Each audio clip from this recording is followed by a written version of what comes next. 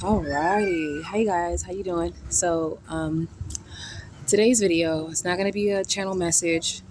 It's no personal reading. It's just a personal story, and I feel led to share it with you guys. I really do. I was just back here doing some yard work. I can't see a thing, so sorry if y'all can't see that. The sun is like blind you, bitch. But yeah, I was out here with the kids. They're in the pool, and I was just doing some yard work. And I just started talking to myself, like thinking about how, when I was a little girl, when I was my brother, when I was my kid's age, and my mom, before she got married, she was single. It was just me and my mom. And, she would let me go outside and I would play in the dirt. Whenever she wasn't paying attention, I would go look for the little streams and the ponds and play in the ponds with the fishes and the frogs. And I would pick certain flowers or plants and then bring them back to the house and replant them next to our door. Like, I was really on my magical black girl shit. And I wasn't even aware of that at the time. I was just a little girl playing in the dirt. And I always cherish those moments. Like, even sometimes when I have my dreams, my sweet dreams always happen at that house. But I noticed that once, my mom got married and everything, I wasn't able to go outside anymore and do those things, of course, because my stepfather was always home and he always had me up in there with him. So, I never had time to go outside and play anymore like I did before she got married. And when I got tired of that stuff and I told my mom about what was going on, things changed drastically for me because the anger, right? The anger started to kick in because it seemed like, right, she didn't give a fuck. And I was just angry all the time because it was like I'm being abused and you guys don't fucking care. Like, I want help. I want to get out of here and nobody cares. So right around that time when I told my mom that I was being abused by her husband, I got fucking angry. I started to do drugs. I started to drink. And, that was also around the time when I started to have these paranormal activities, not just not just around me, but in my dreams. I didn't know at the time that I was seeing spirits and astral projecting and hearing other people's thoughts as I passed them by. I didn't know that at the time. Okay. I was just a kid dealing with my traumatic experiences. And right when those dreams and those visions really started to bother me, I told my mom about what was going on, hoping that, she would have an answer because, my mom has always been her own little personal hoodoo practitioner. And, she told me that it was a sit on curse from her husband's mother.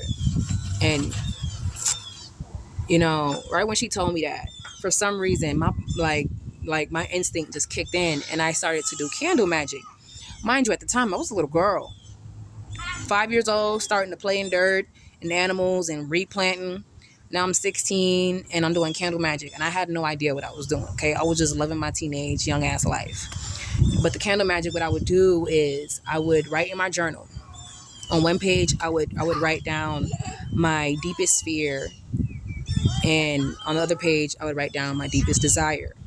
And once one or both of those things manifested in my life and I didn't like the results, I would go in my notebook and I would take those pages out and burn them.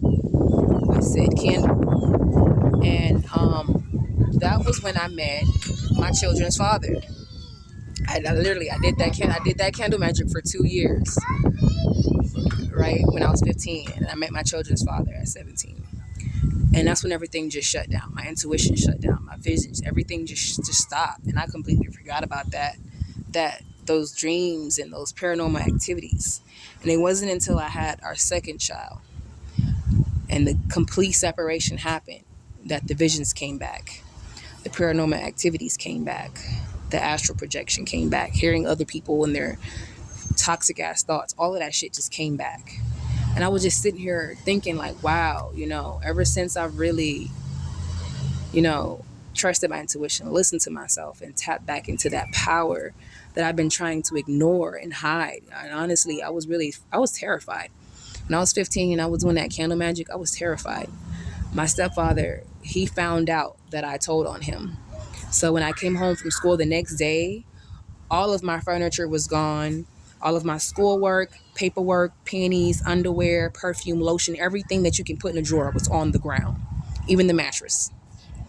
So, I was terrified laying on a mattress, just lighting candles. I was scared. I thought I was going to go to a foster home because I snitched on my fucking stepfather for sexually abusing me. I was very terrified. I did not know what I was doing was candle magic until years later. Now I'm 26 and I'm looking back 10 years later, and I'm looking back 20 years later, and I'm like, wow.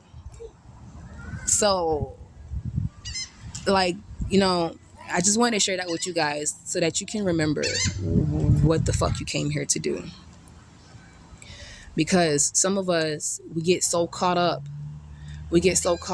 on this twin flame journey that we forget who the fuck we are and what we came here to do. We get so caught up on passing hexes and getting readings on each other that we forget what the fuck we're capable of and what we came here to do. When you watch The Magicians and the Charmed Ones and Sabrina and all of these magical hoodoo voodoo shows that everybody loves to obsess over, every single one of these people have the same thing in common, and it's pain. And I hate to say that our magic comes from pain, because the truth is, our magic comes from our emotions. And I just wanted to share that with y'all, because we have more than one emotion. And we don't just have negative emotions like pain, sadness, and despair. We also have positive pains like gratitude, appreciation, joy, gluttony. But a side note, I want everybody that is watching this video, I want you to really think about everything that you went through as a child, and those moments that you had, right? Those serene moments that you had with yourself, whether it was with yourself, your parents, your siblings, your friends, whoever, right? Remember those serene moments and see if you can astral travel to those moments next time you go to bed. Because I've been astral traveling to that home that I grew up in before my mom got married. And it feels so damn good every time I go there. Like, it's the same as I remember it. And it's quiet. It's so quiet. And it's just so peaceful. I've been using these memories in not just my memories. I really do feel like my subconscious, like my shadow self, has been using these memories from my childhood as a safe place now in my dream space.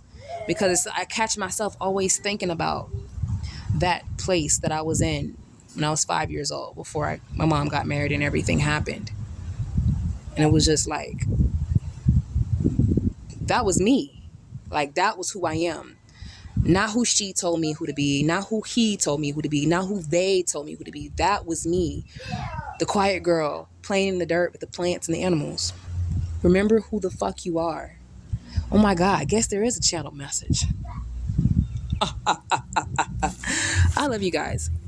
And I really hope that this video gave you some kind of message. I hope you got something out of this, because there's a lot going on right now. A lot of awakenings are happening, and along with awakenings, a lot of attacks are happening, and people are forgetting. You know what I'm saying? They're forgetting the purpose. They're forgetting the purpose. They're getting so caught up in their ego and I'm right and you're wrong, that they are forgetting the purpose. So I welcome you, ladies and gentlemen, not only to like and subscribe, but remember who you are and where you came from. I love you. Bye.